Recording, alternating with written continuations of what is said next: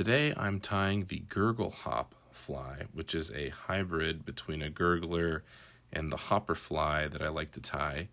But it's a really fun fly to fish, and it's super effective in the summertime and kind of end of spring, beginning of fall when it's still really warm. I'm using a size 2 hook that I actually get from Ace Hardware in East Texas in Longview, because I always go there and spend $25 whenever I'm visiting my in-laws. But these hooks are really fun for medium-sized flies. Tie in behind the eye all the way to the back of the bend of the hook and grab either some marabou. I'm using hackle mainly because I have so much of it, and I'm getting a clump that looks like a nice marabou strip, but it's just from the side of that hackle. So tie in. It doesn't need to be clean or crisp because all of this material is going to be completely covered up.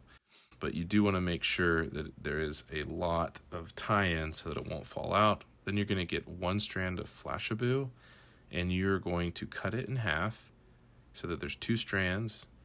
And then I tie the midpoint right at the back of the bend of the hook, and then I'm going to put the rest of it on the other side. Just wedge it on the other side of that hook, tie it in, and then cut off the excess that's past your feather, whether it's marabou or hackle. Then you're going to get 2 strips of silly legs. You're going to cut off the ends, and then you're going to cut it in the middle. Once you've done that, snip, you're going to tie both of them in at the same time with one loose wrap and then a tighter wrap. And then you're going to be able to actually just pull over one leg. And so it just saves a little bit of time. But I like to angle all of these backwards. So you're going to tie them in one more time so that it just disrupts a lot of water the way a good gurgler would. And then you get your foam, which I get mine from Walmart. Do not buy foam from fly shops. Way too expensive. The width of this should be a little bit less than the gap between the point of the hook and the shank of the hook. That's kind of what I'm using as a guide. If you do it too wide, it'll be too clunky. You should just count on having to tie 10 of these to learn all the different places and what you think looks good. But I'm going to actually cut a V, or like a triangle that's long and skinny, so that I can tie it in and really get it to have a good purchase on the hook. So I'm going to bring the line all the way front, and then I'm going to tie in starting at the smallest part of the V, and then you're just going to work it back really, really tight, and you just want to make sure that that's really on there. You can reinforce this with glue, but you don't have to. It's not going anywhere. Then you're going to get some hackle and tie in that.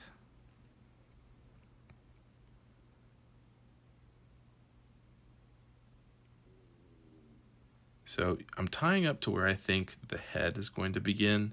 You'll see later in the video what I mean by this, but you don't need it to go past the joint where the head begins, because then it would be getting in the way of the legs that you're going to put in at that joint. It takes a long time to wrap all this in, but you're going to wrap it in, secure it, and snip off the excess. You can actually save that piece and use it for the hopper fly that I make. So I'll actually tie some of these gurgle flies, gurgle hops, and then I'll tie some hoppers afterward, because the leftover hackle can be used for those. You're going to take the leftover fold of foam and tie it in. And then what I'm about to do is try and like eyeball how much foam I need. I'm going to bend back the foam to see, okay, this is going to make the head shape. It needs to be about the same size and diameter of the eyes that I'm going to use. And I also am going to use another piece of foam to go in here that's going to be the same length as the eye of the hook back to where the bend of the hook is. And that's just to add more buoyancy and width. At the tip of it, you're going to round it off into like an ellipse shape as best you can. That's also something that you have to practice, because you'll do a lot of them that are not good. And then you're going to tie that in right at the head of the joint. And then I like to put some glue underneath to make sure that that isn't flapping around, because if you've got too many loose parts, it's going to make a lot of noise when it's in the air. Doesn't have to be perfect. It looks like I made it a little bit long in this, but you can kind of see the head of this fly coming up. I'm trimming it to make sure that that bend is easy to do. And I'm cutting off those angles too so that those won't poke out and get in the way of these eyes that I use. So you're going to wrap that over. Looks like I'm just trying to figure out exactly where I want it to be. Wrap it over, secure it in with a loose loop, and then a second loose loop. Then you're going to do 2 loose loops for the silly legs. Bring one of them over the top. Perfect. You want to make sure they're right in the middle and really make sure you don't get any glue on them or else they're going to fall off. This is just a little yellow indicator strip. You don't really need one of these, but I like the way that it looks, and it does make it a little bit easier to see this fly if you're casting far away. It's big and bright to begin with, but you're going to finish off by cutting this kind of angled shape behind it. I don't know why I do it that way. I've seen other people do that little snip. It would not make any difference if you didn't do it, but I definitely like to.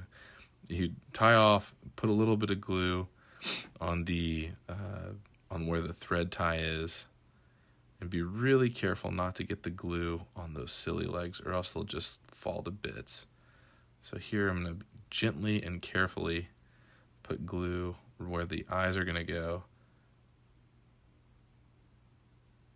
I'm using these 5mm eyes from Amazon. Get like 500 for like $19.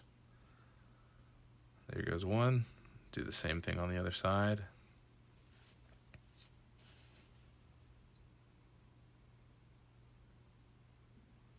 I think I dropped my eye in this one, so we pick it back up, put it on there. If you happen to accidentally get super glue on your finger and then touch the eye and it leaves like a fingerprint, that's okay. What you can do is then you can get some UV resin and put a coat of the UV resin over the eye, which is what I'm about to do to finish it. And that will actually hide your fingerprint. And this is something that happens to me all the time, which is why I'm mentioning it. But you're going to get this UV thin, clear finish that just kind of makes those eyes pop even more. It makes them more secure. Those eyes will fall off if you hit too many things when you're casting. So there goes on the other eye.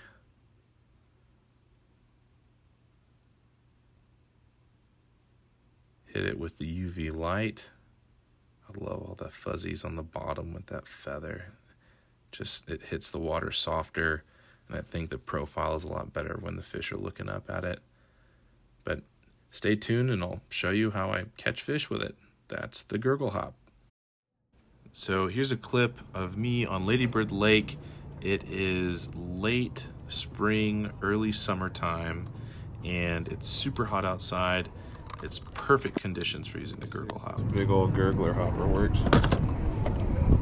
So there's a ton of people all around me, which is normal for Lady Bird, but it doesn't really matter here. If you find still water on a hot day and the water is kind of still and somewhat close to the bank and there's a drop off that declines into deeper water, you throw that hopper on there, you let it sit for 1/1000, 2/1000. Usually you get hit right then, but then if not, you can bring it in with a couple of small strips. And if that doesn't work, just recast and keep on trying.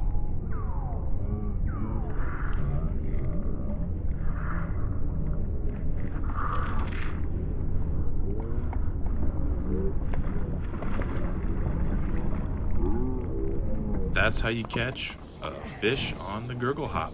It's super fun to tie, it's super fun to fish, and it's just an absolute blast to watch fish hit it on top of the water. Usually it gets really torn up by all the little perch, and a lot of times what will happen is the perch will tag at it and tap at it, and then a big old bass will come up and swallow it. But this is a pretty small bass. It's all I caught on that fly for that day, but I've caught big fish. I mean, 2 and 3 pound bass on this fly pretty consistently for years, and it's one of my favorites. If you've liked this video, please like and subscribe, and leave a comment on how you think I could make my video better. Thanks.